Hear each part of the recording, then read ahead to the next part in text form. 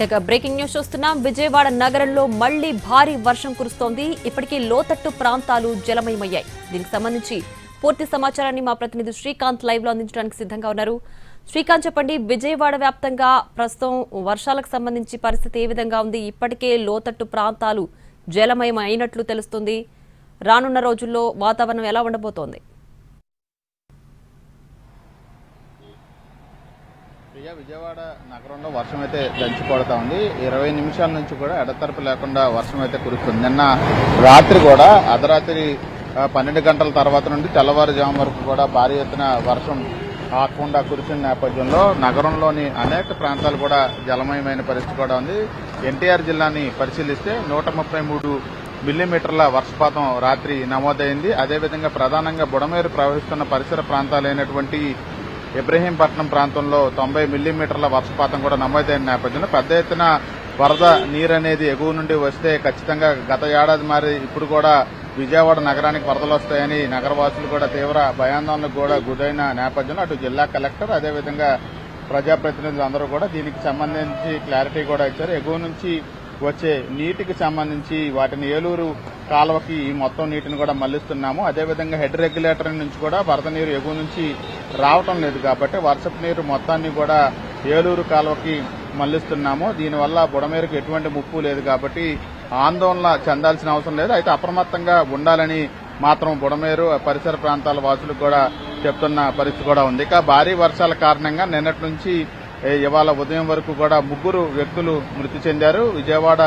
నగరంలో Loyola college సమీపంలో నిన్న అర్ధరాత్రి చెట్టును ఢీకొని మహేష్ అనే యువకుడు కూడా మృతి చెందాడు. అదేవిధంగా వంటంలో తెలుగుదేశం పార్టీకి సంబంధించిన డివిజన్ అధ్యక్షులు మధుసూదన్ కూడా ఆ రోడ్డు మీద తవ్వినటువంటి డ్రైనేజీకి సంబంధించిన గోతులో నీళ్లు ఉండటం అందులో పడి అతను కూడా మృతి చెందాడు. ఇక చిట్టినగర్ వించిపేటకు సంబంధించిన ముత్తుజా అనే వ్యక్తి కూడా స్థానిక సైడ్ డ్రైన్ లో పడి కొట్టుకుపోయాడు. ఒక గంట తర్వాత అతన్ని గుర్తించి వెలికి తీసిన పరిస్థితి కూడా ఉంది. ఈ నేపథ్యంలో ఒకవైపున ప్రకాశం బ్యారేజీకి సంబంధించి పెద్ద ఎత్తున వరద నీరు ఒకవైపున ఎగువ నుండి వస్తా ఉంది. ఇప్పటికే తొలి ప్రమాద హెచ్చరికను కూడా జారీ చేశారు. మొత్తం 75 గేట్లని కూడా ఎత్తి దిగువకి నీటిని విడుదల చేస్తా ఉన్నారు. 3,42,000 క్యూసెక్కుల నీటిని దిగువకి విడుదల చేస్తున్న నేపథ్యంలో మొత్తం బ్యారేజీ దగ్గర 12 అడుగుల నీటి మట్టం కూడా ప్రస్తుతం కొనసాగుతా ఉంది.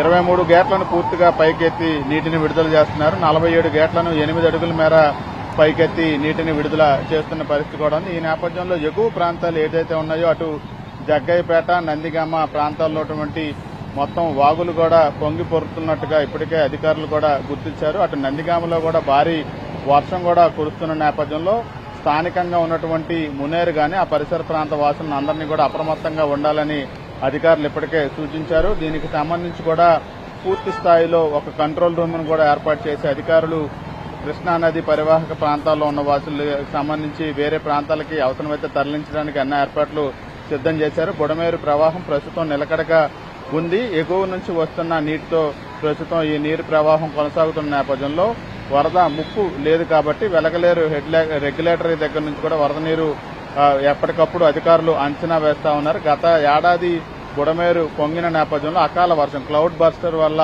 గత ఏడాది ఆకస్మిక వరదలు విజయవాడ నగరాన్ని ముంచెత్తిన నేపథ్యంలో ప్రస్తుతం అదేవిధంగా నిన్న రాత్రి కూడా పెద్ద ఎత్తున ఆకస్మిక వర్షం కురవడంతో నగరం వాసులైతే కొంత ఆందోళన చెందిన పరిస్థితి కూడా ఉంది. ఈ నేపథ్యంలోనే పూర్తి స్థాయిలో వర్షానికి సంబంధించిన అప్డేట్స్ ఎప్పటికప్పుడు నగరవాసులకు ఇస్తానే ఉన్నారు. ఇక కృష్ణానది పరివాహక ప్రాంత వాసులు ఎవరైతే ఉన్నారో అటు జగ్గయ్యపేట నుంచి ఇటు అవినిగడ్డ వరకు ఉన్న వాళ్ళందరినీ పూర్తి స్థాయిలో అప్రమత్తంగా ఉండాలని అధికారులు సూచిస్తున్నారు. కంట్రోల్ రూమ్ ను ఏర్పాటు చేసి దానికి అనుగుణంగా ఎక్కడికైనా అధికారుల అవసరం ఉన్నా గానీ లేకపోతే ప్రజలు గానీ నేరుగా సంప్రదించడానికి కూడా ఇప్పటికే సమాచారం కూడా అందించారు. మత్స్యకారులు కూడా నదిలోకి వెళ్లొద్దని కూడా ఆదేశాలు జారీ చేయడం కూడా జరిగింది. విద్యుత్ శాఖ అధికారులు కూడా ఎక్కడికక్కడ చెట్లు కూలినా విద్యుత్ సరఫరా నిలిచిపోయినా దాన్ని వెంటనే అందుబాటులో తీసుకురావడానికి అన్ని ఏర్పాట్లు సిద్దం చేశారు. ఇవాళ ఉదయం వర్షం లేనప్పటికీ కూడా కొద్దిసేపటి నుంచి అంటే 5 గంటల సమయం నుంచి తిరిగి మళ్లీ విజయవాడ నగరంలో వర్షం కురవడం ప్రారంభమైంది. ఇది ఎడతెరిపి లేకుండా కురుస్తున్న నేపథ్యంలో నగరంలోని పలు ప్రాంతాలు